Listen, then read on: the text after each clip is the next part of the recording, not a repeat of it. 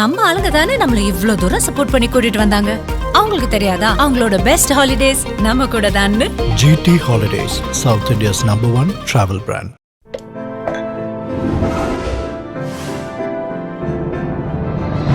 Sai Vichitra.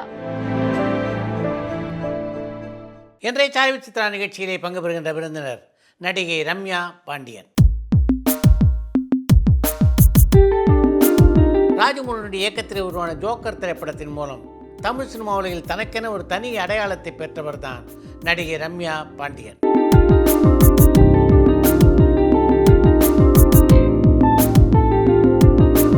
Big Boss, cook with Comali, Kalakkapovathu Yaar உட்பட பல TV ஷோக்களில் பங்கேற்றுள்ள ரம்யா பாண்டியன் ஒரு யூடியூபரும் கூட. மலையாள பட உலகின் சூப்பர் ஸ்டாரான மம்முட்டியுடன் இணைந்து நடித்தது உட்பட தான் திரையுலகிலே பெற்ற பல அனுபவங்களை இந்த நேர்காணலிலே பகிர்ந்து கொண்டிருக்கிறார் ரம்யா பாண்டியன்.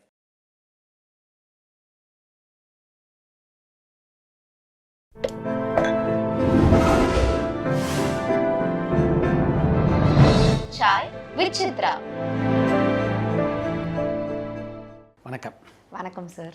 படிக்கும்போது எங்கேயாவது நடிக்கணும் அப்படின்ற ஆசை இருந்ததா, இல்லை தற்செயல் அமைஞ்சது? படித்து முடிச்சுட்டு ஒர்க் பண்ண கூட செஞ்சேன் நான் கோர் கம்பெனியில். அப்போது ஷார்ட் ஃபில்ம் மூலியமாக தான் ஒரே ஒரு ஷார்ட் ஃபில்ம் பண்ணேன். அப்போ எனக்கு ஆசை வந்தது, ஒரு சின்ன இன்ட்ரெஸ்ட். அதுக்கப்புறம் ஒரு 4-5 ஷார்ட் ஃபில்ம்ஸ் பண்ணேன். அப்புறமா அது ஒரு பேஷன் ஆகிடுச்சு, நடிக்கணும் அப்படின்னு முடிவுக்கு வந்தது அந்த ஷார்ட் ஃபில்ம்ஸ்க்கெலாம் அப்புறம் தான். ஸோ அதுக்கப்புறம் மூவிஸ் ட்ரை பண்ணேன். இத்தனைக்கும் உங்கள் ஃபேமிலி பூரா வந்து சினிமா? ஆமாம், ஃபேமிலி ஃபுல்லாக சினிமா, ஃபேமிலி ஃபுல்லாக சினிமாக்கு அகேன்ஸ்ட் நாயர். அப்படியா? சினிமாவில் இருக்கும்போது அவங்களுக்கு அதில் உள்ள கஷ்டம் அப்படிலாம் தெரிஞ்சிருக்கும்ல, அதனால் ஒரு நல்ல எண்ணத்தில் தான் சொன்னாங்க வேண்டாம் அப்படின்னு. பட் நான் ஷார்ட் ஃபிலிம் பண்ணும்போது ஓகேன்னு கேட்டுக்கிட்டேன். சரி நான் எதுவும் பண்ணல அப்படின்னு வீக் டே ஒர்க் பண்ணிட்டு வீக்கெண்ட்ஸ் ஷார்ட் ஃபிலிம். அதுக்கப்புறம் மூவி ஆப்பர்ச்சுனிட்டி வந்தோடனே நான் அடம் பிடிச்சி இல்லை நான் பண்ணுறேன், நான் ஒர்க் அவுட் ஆனால் இதில் இருக்கேன், இல்லாட்டி நான் திருப்பி ஹையர் ஸ்டடீஸ் படிக்கிறேன், இல்லாட்டி ஒர்க்குக்கே வந்துடுறேன் அப்படின்னு சொல்லிட்டு போனேன். அப்புறம் அவங்கெல்லாம் ஒத்துக்கிட்டாங்க. ஜோக்கருக்கு அப்புறம் எல்லோரும் ஹாப்பி. உங்கள் சித்தப்பா நடிச்சு ஷூட்டிங்லாம் பார்க்க போயிருக்கீங்களா? என் ஃபேமிலியில் எங்கள் அப்பா வந்து அப்பாவே ஒரு படம் டைரக்ட் பண்ணாரு. பட் வந்து அப்படிலாம் அலோவ் பண்ணுறது, என் ஃபேமிலியும் சினிமாவையும் அப்படிலாம் கூட்டு போகிறது அந்த மாதிரிலாம் எதுவுமே நான் போனது கிடையாது. ஸோ அதனால் எனக்கு இன்ட்ரெஸ்ட், ஆசை, ஷூட்டிங் ஸ்பாட்னா இப்படி தான் இருக்கும் எதுவுமே தெரியாது. முதல் பட வாய்ப்பு எப்படி அமைஞ்சது? முதல் பட வாய்ப்பு நிறைய ஆடிஷன்ஸ் போனேன். ஆக்சுவலி பாலாஜி சக்திவேல் சார் படம் ஒன்று பண்ண வேண்டியது. ஸோ அந்த படம் ஆடிஷன் போனேன். அவங்களுக்கு என்ன ரொம்ப பிடிச்சது. ஆனால் அந்த அப்போது டேக் ஆஃப் ஆகலை. அவங்க டீம் தான் ராஜ்முருகன் சாருக்கு வந்து இன்ட்ரடியூஸ் பண்ணி நீங்கள் ஆடிஷன் பண்ணி பாருங்கள் அப்படின்னு சொல்லி அமிச்சாங்க. ஸோ அவங்க ஆடிஷன் அப்போயே சார் ஒரே ஒரு சீன் கொடுத்து காஸ்டியூம்லாம் போட்டு நடிக்க சொன்னார். சின்ன இன்னசென்ஸ் இருக்குமா, ஓகே அப்படின்னாரு. பாசிட்டிவாக தான் பேசினார். பட் அதுக்கு முன்னாடியே நான் ஒரு 100 ஆடிஷன்ஸ் போயிருப்பேன். அதனால் நான் அந்த பாசிட்டிவ் ரெஸ்பான்ஸை நம்பலை. அதுக்கப்புறம் 1 வீக் கழித்து கால் வந்தது. சரி அப்பயும் நான் நம்பலை. ஏன்னா அதுக்கு முன்னாடி ஒரு படம்லாம் 1 டே ஷூட் போய் ஹீரோயின்லாம் மாற்றினாங்க எனக்கு. ஆமாம். ஸோ மறுநாளே டக்குன்னு என்ன இவ்வளோ டக்குன்னு ஹீரோயினை மாற்றிட்டாங்க அப்படின்னு யோசிச்சேன். ஏன்னா நான் ஜாப் ரிசைன் பண்ணிவிட்டு வந்தேன். ஸோ எனக்கு இதில் இந்த இன்னும் இப்படி டக்குன்னு ஒரு ப்ரொஃபஷனலிசமே இல்லையே அப்படின்ற மாதிரி. நீங்கள் இருக்கும்போது வேற ஒரு நடிகை நடிக்கிறாங்க? ஆமாம். ஃபர்ஸ்ட் டே ஃபுல்லாக நான் ஷூட் பண்ணுறேன். சரி, அதே சீனியர் மறுநாள்? ஆமாம். செகண்ட் டே வந்து எனக்கு கால் வருது டைரக்ஷன் டீம்லேருந்து, இந்த மாதிரி ஹீரோயினை மாற்றிட்டாங்க, ஆனால் எங்களுக்கு நீங்கள் வேணும்னு இருக்குது, நீங்கள் ப்ரொடக்ஷனில் ஒரு வாட்டி பேசுங்க அப்படிங்கிறாங்க. எனக்கு ஒன்றுமே புரியல, இது எப்படி ஒர்க் ஆகுது சினிமான்றது ஒன்றுமே தெரியல. சரி இருந்தாலும் நான் பேசி பார்த்தேன். அவங்க வந்து என்கிட்ட சரியாக ரெஸ்பாண்ட் பண்ணல, வேறு ஹீரோயின் போட்டுட்டோம் அப்படின்னாங்க. சரி இதுக்கு மேலே என்ன பண்ணுறது, நான் விட்டுட்டேன். ஸோ இதை நான் க்ராஸ் பண்ணி வந்ததுனால எனக்கு இவங்க ஓகே சொன்னதும் நான் நம்பலை. அப்புறமா கால் வந்தது, அதுவும் நம்பலை. அதுக்கப்புறம் அக்ரிமெண்ட் போட்டாங்க. ஏன்னா ஃபஸ்ட் படத்துக்கும் நான் அக்ரிமெண்ட்லாம் சைன் பண்ணேன். ஸோ அதையும் நம்பலை. ஷூட்டிங் ஸ்பாட் போய் நான் வந்து ஒரு 2-3 நாள் ஷூட்டுக்கு அப்புறம் தான் ஓகே நம்ம இந்த படத்தில் இருக்கும் போல் அப்படின்னு நான் நினச்சேன். பட் ஜோக்கர் வந்து பயங்கரமான ஒரு பேர் கொடுத்துருச்சு. ஃபஸ்ட்டு டே ஆடிஷன் எப்படி நடந்தது நினைவு இருக்கா? லுக் டெஸ்ட் பண்ணாங்க. அப்போ வந்து எனக்கு ஒரே ஒரு டைலாக் தான். ராஜமுருகன் சார் வந்து என் பேர் மல்லிகா, நான் ரோஸ் கார்டனில் வேலை செய்கிறேன் அப்படின்னு. அதுக்கப்புறம் இன்னொரு டைலாக் இதை வந்து கொடுத்தாரு, இதை நீங்கள் எப்படி பண்ணுமோ பண்ணுங்கம்மா அப்படின்னாரு. கிராமத்தில் உள்ள ரோஸ் கார்டனில் வேலை செய்கிற பொண்ணுன்னு.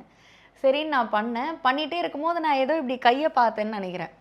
ஸோ அவர் ஃபீல் பண்ணது இப்படி பார்த்துட்டே நான் ஏதோ சொன்னது வந்து ஒரு இன்னசென்ஸ் இருக்குது, ஒரு கிராமத்து பொண்ணுக்கு எனக்கு இது வேணும் அப்படின்னு சொல்லி அவர் பாசிட்டிவாக பேசினார். அப்போவே அவர் ஃபேஸில் ஒரு பாசிட்டிவாக தெரிஞ்சுது.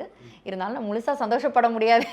வெயிட் பண்ணிக்கிட்டேன். ஸோ அப்படி தான் ஆடிஷன் போச்சு. அதுக்கப்புறமா வந்து தருமபுரிக்கே வர சொன்னாங்க. ஷூட் ஆரம்பிக்கிறதுக்கு 1 வீக் பிஃபோர் வந்து அங்கே லொக்கேஷன்லாம் கூட்டு போயிட்டு ஒரு 2 நாள் ரோஸ் கார்டனில் வேலை செய்ய வச்சாங்க ஹோசூரில்.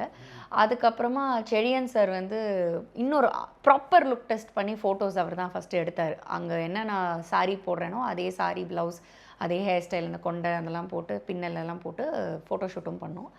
அதுக்கப்புறமா டயலாக் ரிஹர்சல், சோமு சாரும் அங்கே இருந்தார். ஸோ சோமு சார் அங்கே ஒரு ஃபோட்டோ ஷூட் அதெல்லாம் நடந்தது தர்மபுரியில். எப்படி நடிச்சிங்க? எனக்கு வந்து சொல்லுவாங்க, நான் வந்து பண்ணுவேன். எனக்கு ஏதாவது ஒரு சின்ன இம்ப்ரூவைசேஷன் ஏதாவது, அதுவும் அவர் மைக்கில் கத்தி கத்தி பேசுகிற ஆளே இல்லை. ராஜ்முருகன் சார் வந்து கிட்ட வந்து இது ஓகேம்மா, இந்த ஒரு இடத்துல மட்டும் இப்படி பண்ணுங்கள், கொஞ்சம் அதிகம் பண்ணுங்கள், இல்லை அங்கே கம்மி பண்ணுங்கள் அப்படி சொல்லிட்டு போயிடுவார். அது பண்ணுவேன், ஓகே ஆகிடும். சோமு சார் கிண்டல் பண்ணுவார், இங்கே ஒருத்தன் விழுந்து விழுந்து நடிச்சிட்ருக்கேன், நீ பாட்டுக்கு வந்து அமைதியாக பேசிட்டு நடிச்சிட்டு நீ பாட்டுக்கு போயிட்டே இருந்தா எப்படி? ஏன்னா அவர் நிறைய இம்ப்ரோவைசேஷன் கொடுப்பார். ஒரு 9-10 வேரியேஷன்ஸ் கொடுப்பார் ஒரு டைலாக்கு. எனக்கு அது தெரியாது. அதனால் நான் அவங்க என்ன மூடில் கேட்குறாங்களோ அதில் 1-2 இருந்த ஸ்டாக்லேருந்து எடுத்து கொடுத்தேன், அவ்வளோதான். ஸோ அது நல்லா போச்சு அந்த ஷூட்டிங். குரு சோமசுந்தரத்தை பொறுத்த வரைக்கும் அவர் நடிகர் மட்டும் இல்லை, அவரே ஒரு ஆமாம் நடிப்பு சொல்லிக் கொடுக்குற ஆசிரியர். அவர் உங்களுக்கு வந்து நடிப்பில் வந்து ஹெல்ப்ஃபுல்லாக இருந்தார். அதில் எனக்கு அப்போ அவரை பற்றியே எனக்கு பெருசாக அப்போ தெரியல. ஆனால் வந்து அவர் ஒரு எப்போவுமே நோட் டைரி மாதிரி ஒன்று கையில் வச்சுட்டு சார் ஏதாவது ஒரு சீன் சொன்னாங்கன்னா அதுக்கு ஒரு பேக் ஸ்டோரிலாம் எழுதுவார். பேக் ஸ்டோரி எழுதி இந்த மூட் செட் பண்ணணும், நம்ம அந்த மூடில் இந்த சீன்லேருந்து ஆரம்பிக்கணும், முன்னாடி சீன் பின்னாடி சீன் இதெல்லாம் கேட்டு பண்ணிகிட்ருப்பார். அது வந்து எனக்கு அப்போ புரியல. அந்த படம்லாம் முடிஞ்சு கொஞ்சம் கண்டினியூஸாக நடிக்க ஆரம்பித்ததுக்கு அப்புறமா ஓ இதெல்லாம் தான் அவர் யோசிச்சிருக்காரு அப்போது அப்படின்னு எனக்கு தோணுச்சு. இல்லாட்டி அப்போயே நான் கேட்டிருந்திருப்பேன், கற்றுட்டு இருந்திருப்பேன். அப்போ நான் வந்து ராஜமுருகன் சார் என்ன சொல்கிறாரோ அதை மட்டும் தான் செஞ்சுருக்கேன். ஸோ எனக்கு அவர்கிட்ட கேட்கணுன்னே தெரியல. பட் அவர் அந்த ப்ராசஸ் ஒன்று வச்சுருக்காரு. ஸோ என்ன மாதிரிலாம் பண்ணலாம், முன்னாடி சீன் அதுக்கு அடுத்த சீன், இந்த கேரக்டரில் இவங்களுக்கு ஒரு பேக் ஸ்டோரி அவரே க்ரியேட் பண்ணி அந்த கதையோடு ஒத்து போகிற மாதிரி அவர் ஒரு கேரக்டரை உருவாக்கியிருப்பார்.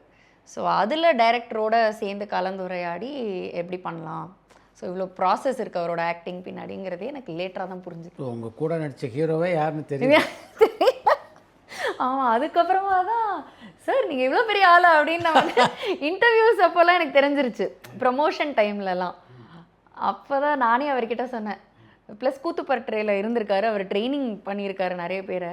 அந்த படத்துடைய படப்பிடிப்பில் அவர் நடித்த சீனில் நீங்கள் பார்த்து வியந்த சீன் அப்படின்னு எதை சொல்லலாம்? அவர் வந்து இப்போது நார்மலாக ஒரு பெருக்கிற சீன் இருக்குதுன்னு வச்சுக்கோங்களேன். அந்த பெருக்கிற சீனே வந்து எப்படி அதை வந்து மிகைப்படுத்தலாம், எப்படி அதை நேச்சுரல் ஆக்கலாம், எப்படி அதில் ஒரு நடிப்பு பண்ணலாம், இதெல்லாம் பண்ணுவார். அதே ஒரு 10 வேரியன்ட். ஆமாம், நான் ஒன்றுமே இல்லை, அவர் ஏதோ வாசலில் பெருக்கிட்டு இருக்க சீன் தான். ஆனால் அதில் ஒரு டைரக்டரோட இப்போ என்கிட்ட சொல்லியிருந்தாங்கன்னா ஓகே ஒரு கிராமத்து பொண்ணு இந்த கெட்டப்போட என்ன மூடுன்னு வேணால் கேட்டுப்பேன். இது சந்தோஷமாக இருக்காங்களா, இல்லை சும்மா பெருக்குறாங்களா வீட்டை, இல்லை அழுகுறாங்களா இப்படின்னு கேட்டுட்டு நான் ஒரு மூடோட பெருக்குவேன்.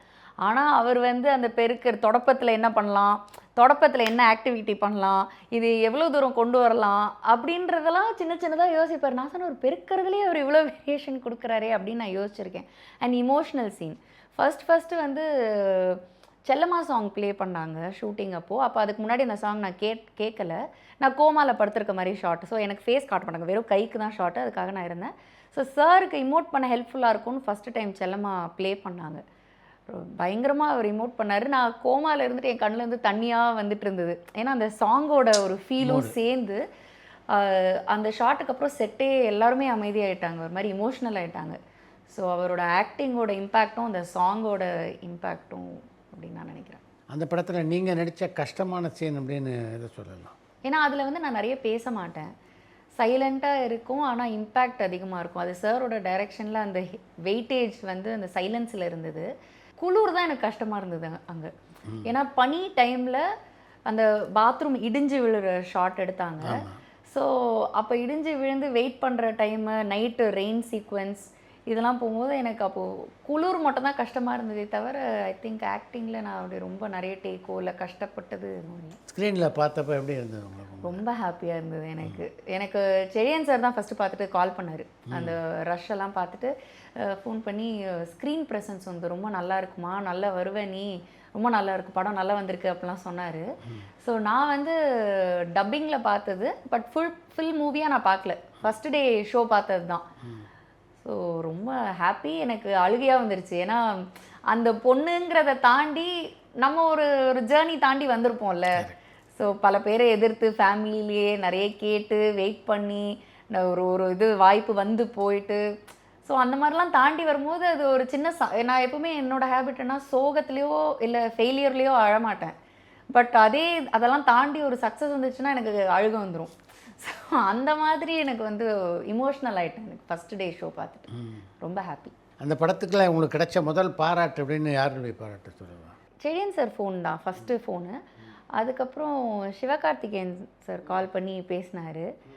ரொம்ப நல்லா பண்ணியிருந்தீங்க. நான் யூஸ்வலாக இந்த மாதிரி இமோஷ்னல் மூவி போய் பார்க்குறதுக்கு யோசிப்பேன். ஏன்னா எனக்கு வீக் ஹார்ட்டு தாங்கிக்க முடியாது. ஆனால் நான் போய் பார்த்துட்டேன். ரொம்ப மனசுக்கு கஷ்டமாயிடுச்சு. ரொம்ப நல்லா பண்ணியிருந்தீங்க, நல்ல படம் அப்படின்னு அவர் பேசினார். அதுக்கப்புறம் ரஜினி சார் ட்வீட் போட்டிருந்தார் ஃபர்ஸ்ட் டேவே. So I applaud the team of ஜோக்கர்னு போட்டிருந்தாரு. ஆனால் ரஜினி சார் ட்வீட் பண்ணியிருக்காரா நம்ம இருக்கிற ஒரு படத்துக்கு அப்படின்னு எனக்கு ரொம்ப ஹாப்பியாக இருந்தது. அதுக்கப்புறம் நிறைய பேர் விஷ் பண்ணாங்க. ரஞ்சித் சார், ரஞ்சித் சார் அவர் விஷ் பண்ணார்.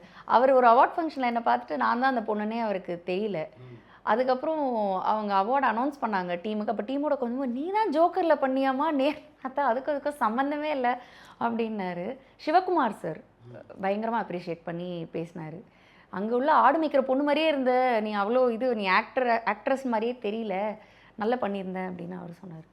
அம்மா அழுதுட்டாங்க. ஆமாம், அம்மா வந்து நானும் அம்மா அக்காலாம் இருந்தோம். அக்கா வந்து கண்ட்ரோல் பண்ணுறதுக்காக மொபைல்லாம் தேடி நோண்டிகிட்டு இருந்தா. அம்மா நான்லாம் வந்து இமோஷ்னலாகி ஃபீல் பண்ணிட்டோம். அவங்க வந்து இப்படி தட்டி கொடுத்தாங்க. அழாத, நான் அழுதுட்டு இருந்தேன்ல, அழாத ரொம்ப நல்லா பண்ணியிருக்கேன், நல்ல படம் அப்படின்னு சொல்லிட்டு ஃபீல் பண்ணாங்க. அதுக்கப்புறம் பட வாய்ப்புகள் வர்றது சுலபமாக இருந்ததா? இல்லை, அந்த படம் முடிஞ்சு தேட்டரில் ஓடிட்டு இருக்கும் போதே வந்த படம் தான் ஆண் தேவதை. ஏன்னா அப்போ அப்பாவும் ரிலீஸ் ஆயிருந்தது. ஸோ ரெண்டுமே தேட்டர்ஸில் ஓடிட்டு இருந்தது. அப்போது ஆண் தேவதை மூவி வந்தது.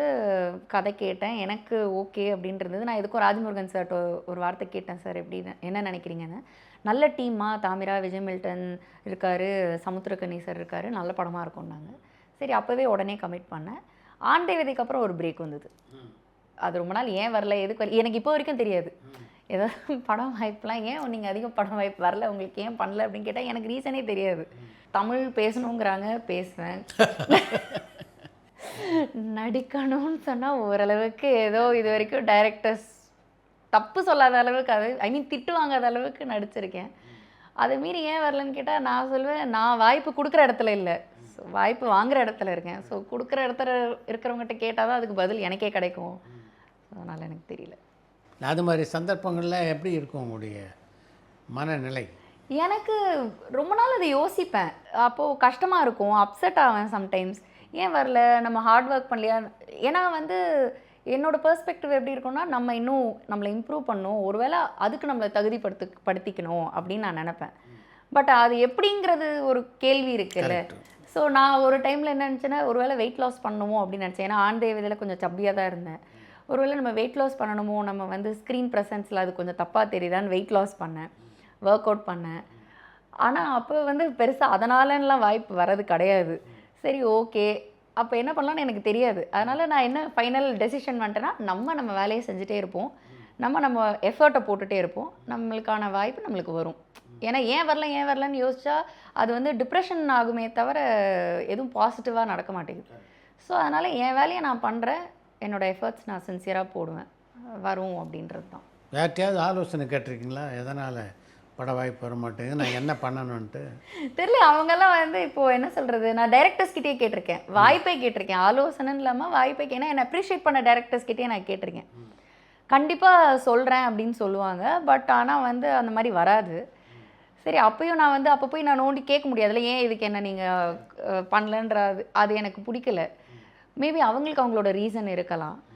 அண்ட் ஆல்சோ இதை சுற்றி ஒரு பிஸ்னஸும் இருக்குது, மூவி பிஸ்னஸ்ன்னு இருக்குது. ஸோ அவங்க மார்க்கெட் வேல்யூ யோசிக்கலாம். ஸோ மேபி அது எனக்குன்னு வரும்போது எனக்கான ஆப்பர்ச்சுனிட்டி வரும் அப்படின்னு நினச்சிட்டு நான் அப்படி கேட்குறத விட்டுட்டேன். அந்த காலகட்டத்தில் உங்களை வந்து எப்படி டைவெர்ட் பண்ணிக்கிட்டீங்க? எனக்கு ஸ்பிரிச்சுவாலிட்டி தான் மேஜராக ஹெல்ப் பண்ணுச்சு. ஏன்னா என்ன சொல்கிறது, என்ன தான் வந்து ஒரு ஃப்ரெண்ட்ஸ் கிட்ட பேசினாலும், ஃபேமிலி எனக்கு எப்போவுமே இருந்திருக்காங்க. பட் ஃபேமிலி கிட்ட நான் வந்து சோக கதையை சொல்கிறதே கிடையாது. ஏன்னா அங்கே வந்து நான் ஒரு ஸ்ட்ராங் பர்சனாக தான் இருக்கணும்னு நினைக்கிறேன். பெர்ஃபார்மன்ஸ் அங்கே தான், பெர்ஃபார்மன்ஸ் அங்கே தான். இல்லை, பெர்ஃபார்மன்ஸ்ன்றதை தாண்டி நான் டவுன் ஆனால் அவங்க ஃபீல் பண்ணுவாங்க. ஸோ அது எனக்கு வேண்டான்னு தோணுச்சு. ஷேர் பண்ணுறதா இருந்தால் ஃப்ரெண்ட் எனக்கு ஒரு ஹரிணின்னு ஒரு ஃப்ரெண்ட் இருக்கா, ஏதாவது ஷேர் பண்ணுவேன். பட் அதை தாண்டி வந்து எனக்கு ஸ்பிரிச்சுவாலிட்டி ஹெல்ப் பண்ணுச்சு. கடவுள் நம்பிக்கை அதிகம். கோயில் போவேன், மெடிடேட் பண்ணுவேன், யோகா பண்ணுவேன். இப்போது ஒரு 2-3 இயர்ஸாக சுதர்ஷன் கிரியான்னு ஒரு ப்ரீதிங் டெக்னிக் பண்ணுறேன். அதெல்லாம் வந்து எனக்கு லைஃப்பில் டேர்னிங் பாயிண்ட்டுன்னு சொல்லலாம். ஏன்னா நம்மளை சுற்றி உள்ளது மாறணும்னா நமக்குள்ளே ஏதோ ஒரு மாற்றம் நடந்தால் நம்மளை சுற்றி எல்லாமே மாறும்ன்றது நான் அதுலேருந்து உணர்ந்துக்கிட்டேன். ஸோ ஓகே, இப்போ வந்து நான் எதுவும் இப்போது சம்டைம்ஸ் நல்ல எஃபர்ட் போட்டிருப்போம். இப்போ ஆண் தெய்வதெல்லாம் எனக்கு நல்ல படம் தான் தோணுச்சு. பட் அதுக்கான ரிசல்ட் வரல, தியேட்டர்ஸில் ஓடல, நிறைய ரீசன்ஸ் இருக்கும். ஸோ அப்போது நம்ம நல்லா தானே பண்ணோம், ஏன் வரலன்னு யோசித்தாலும் அங்கே டவுன் ஆகுறோம். ஸோ நமக்கான வேலையை 100% செஞ்சுட்டா அதோட நம்ம வேலை முடிஞ்சுது. அதோட ரிசல்ட்டில் வந்து எனக்கு உரிமையே கிடையாது அப்படிங்கிறதெல்லாம் பகவத்கீதையிலேருந்து நான் எடுத்துக்கிட்ட ஒரு லெசன். ஸோ இதெல்லாம் என் லைஃப்க்கு ஹெல்ப் பண்ணுது. ஸோ இப்போ வந்து நம்ம பீஸ் ஆஃப் மைண்டோடு இருக்கணும்னா இதெல்லாம் ஹெல்ப் பண்ணுது. ஓகே, அப்படி தமிழில் வாய்ப்பு வரல, மலையாளத்தில் எப்படி வாய்ப்பு? மலையாளத்தில் உள்ள வாய்ப்பு வந்து நான் ஒரு வெப் சீரிஸ் பண்ணிருக்கும் போது எனக்கு கால் வந்துகிட்டே இருந்தது. நான் அன்னோன் நம்பர்னு எடுக்கலை. அப்புறம் மெசேஜ் பண்ணாங்க, இந்த மாதிரி ஒரு டீம், இப்போ மலையாளம் நல்ல டீம் இருக்குது பேசணுன்னு. சரின்னு பேசினேன். அப்போது அவங்க சொன்ன நேம்ஸ் எல்லாம் பார்த்தா பெரிய நேம்ஸாக இருந்தது. லிஜோ ஜோஸ் சார் பார்த்தா ஜல்லிக்கட்டு படம் பண்ணியிருக்காரு, ஆஸ்கர் வரைக்கும் போயிருக்கு. சரி, இது வந்து நம்பக்கூடிய கால் தானா அப்படின்னு வேறு ஒரு டவுட்டு இருந்தாலும் ட்ரை பண்ணுவோம் அப்படின்னு பேசினேன். எனக்கு கதை ஃபுல்லாக சொன்னாங்க. 3 நாள் வெயிட் பண்ணி என்கிட்ட வந்து கதை சொன்னாங்க. அந்த ஷூட்டில் இருந்ததுனால என்னை ரீச் பண்ண முடியல, ஒன்று நெட்வொர்க் ப்ராப்ளம். அதுக்கப்புறம் இவர்கிட்ட பேசி ஒரு 3 டேஸ் வெயிட் பண்ணி நான் வேணும்னு சொல்லி கதை சொன்னாங்க. ஸோ இவ்வளோ ரெஸ்பெக்ட் பண்ணுறாங்களேன்னு எனக்கு ரொம்ப ஹாப்பி. அப்புறம் ஓகேன்னு சொல்லிவிட்டேன். டைரெக்டாக ஃபோன்லேயே எல்லாம் ஓகே பண்ணிட்டாங்க, அக்ரிமெண்ட் சென்ட் பண்ணாங்க. டக்குன்னு அது ஃபைனலைஸ் ஆகிடுச்சு. மம்முட்டி சார் படமா அப்படின்னு எனக்கு அப்போ ஒரு ஷாக்கு. பட் அது ரொம்ப குவாலிட்டியான ஒரு டீமாக இருந்தாங்க. அங்கே போயிட்டு ஒரு 3-4 டேஸில் எனக்கு கொஞ்சம் டிசப்பாயின்மெண்ட் ஆச்சு. ஏன்னா என்கிட்ட சொன்ன கதையில இருந்து அங்கே என்னோடய கேரக்டர் ரொம்ப கம்மியாக இருந்த மாதிரி இருந்தது. சரின்னு நான் கேட்டேன், என்கிட்ட கதை சொன்னவர்கிட்ட கேட்டேன், எனக்கு பவுண்டட் ஸ்கிரிப்ட் கொடுங்க அப்படின்னு சொல்லி கேட்டேன். அதுக்கப்புறம் அமிச்சாங்க. அதில் உண்மையிலே கொஞ்சம் கம்மியாக தான் இருந்தது. அப்போ நான் சொன்னோடனே மறுநாளே என்கிட்ட டைரக்டர் காலையில் 7 மணிக்கு வந்தோடனே ரம்யா கம்மியார் அப்படின்னாரு. அப்பயே நினச்சேன் இந்த பஞ்சாயத்துக்கு தான் கூப்பிட்றாங்க போல அப்படின்னு சொல்லிட்டு. எனக்கு என்னென்னா ஃபஸ்ட்டே சொல்லியிருந்தாங்கன்னா ஓகே, நம்மகிட்ட ஒன்று சொல்லிவிட்டு அது இல்லைன்ற போது வருத்தம் இருக்கும்ல. சரின்னு அப்புறம் வந்து அவர் சொன்னார், don't worry, you will be visible in the movie, you will get good name in the movie அப்படின்னாரு. சரி ஓகே சார் அப்படின்னு வந்துட்டேன். அதுக்கப்புறம் வந்து நான் ரியலைஸ் பண்ணது, இவங்களோட டீம்லலாம் இருந்ததே எனக்கு ஒரு ரெஸ்பெக்ட் அது கொடுக்குது. ஸோ அது ஓகே, இதுவும் எனக்கு ஒரு பிளெஸ்ஸிங் அப்படின்னு நினச்சி நான் விட்டுட்டேன். அப்புறம் மம்முட்டி சாரும் சொன்னார், நீ வரியே பண்ணாதம்மா, இந்த படத்தில் வந்து உனக்கு சீன் கம்மிலாம் நினைக்காத, அதில் இம்பேக்ட் இருக்கும் அப்படின்னாரு. அண்ட் அவர் ஜோக்கர் பார்த்துட்டு தான் ஆக்சுவலி அந்த படத்தில் நான் தான் இருக்கணும்னு அவங்க டிசைட் பண்ணது. ஜோக்கர் எப்பயோ வந்தது இன்ஃபேக்ட்.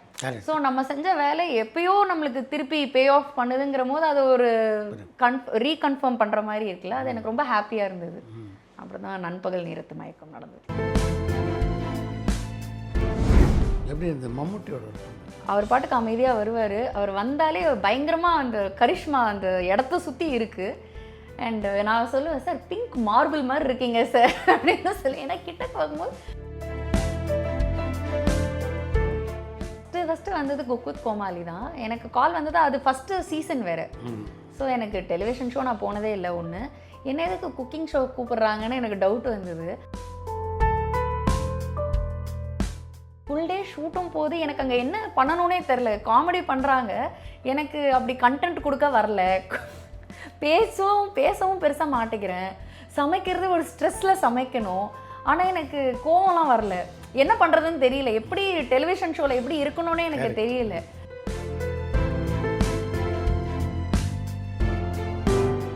ஆமாம், அதுக்கு நடுவில் கலக்க போகுது யாருக்கு ஜட்ஜாக வேறு கூப்பிட்டாங்க.